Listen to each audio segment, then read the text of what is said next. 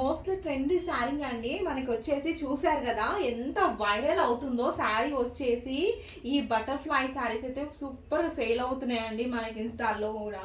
చూసారు కదా, మన దగ్గర కూడా స్టాక్ అనేది వచ్చింది కాబట్టి నేను ఇలా నార్మల్ అయితే చూపిస్తున్నానండి. ఎందుకంటే నాకు బ్లౌజ్ అనేది స్టిచ్చింగ్ అవ్వలేదు కాబట్టి మీకు ఇలా ఫాస్ట్ సేల్ చేయాలనేసి మాకు నిన్న వచ్చిందండి స్టాక్ అనేది.